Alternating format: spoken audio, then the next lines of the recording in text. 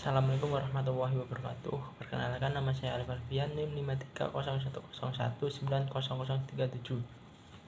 Baik, di sini saya akan menjelaskan sedikit mengenai IJMI, yaitu Ikatan Cendekiawan Muslim di Indonesia.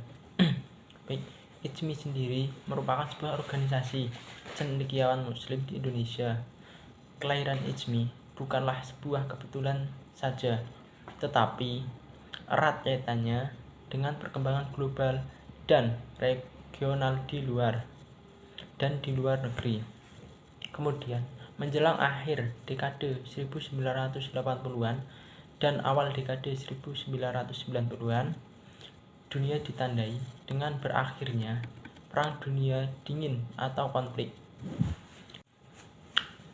Seiring dengan itu, semangat kebangkitan di Indonesia, khususnya Islam di belahan bumi timur, ditandai dengan tampilnya Islam sebagai ideologi peradaban, kemudian kekuatan alternatif bagi perkembangan peradaban dunia.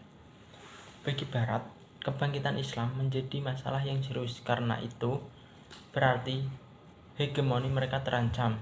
Kemudian pada tanggal 7 Desember 1990 merupakan lembaran baru bagi IJMI, yaitu menjalani pada era Orde Baru yang resmi dihasilkan di Malang. Saat itu juga secara aklamasi B.J. Habibie ditunjuk sebagai ketua IJMI pada saat itu.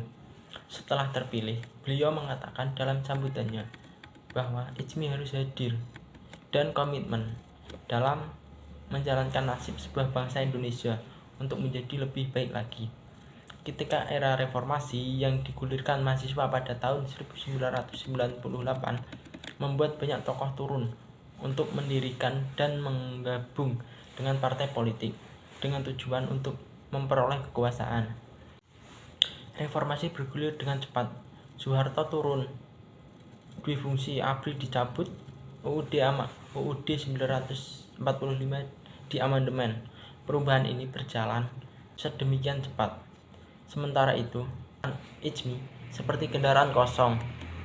Hiruk pikuk reformasi disikapi dengan berbagai kepentingan jangka pendek. Bagaimana dia bisa menjadi presiden? Meskipun demikian, ruh kecendekiawan para tokoh dan mahasiswa Islam masih hidup, walaupun pada saat itu IJMI mengalami kekosongan atau mungkin dapat dianggap hanya berjalan dengan sendirinya tanpa ada pendamping. Meskipun demikian, ruh kecendekiawan para tokoh dan mahasiswa Islam masih hidup, meskipun kelihatannya secara politis tidak bergema dengan lincah di kancah nasional. Hal ini terlihat setelah B.J. Habibie tidak lagi memimpin IJMI. Terasa ada sesuatu semangat yang hilang ketika itu. Mungkin ikon atau yang ada pada diri B.J. Habibie tersebut hilang. Akhirnya realitas perjalanan IJMI dan gerakannya di Muktamar keempat di Makassar belum melahirkan hasil-hasil dan pandangan-pandangan yang merupakan langkah selanjutnya bagi IJMI untuk melangkah ke jenjang yang lebih tinggi lagi. Pada era reformasi, IJMI memang menghadapi sebuah dilema dalam berinteraksi di masyarakat. Di satu sisi, IJMI sebagai wadah intelektual Muslim yang tidak memiliki keperpihakan kepada organisasi politik tertentu. Di sisi lain, tokoh IJMI banyak yang terlibat dalam politik praktis yang ada.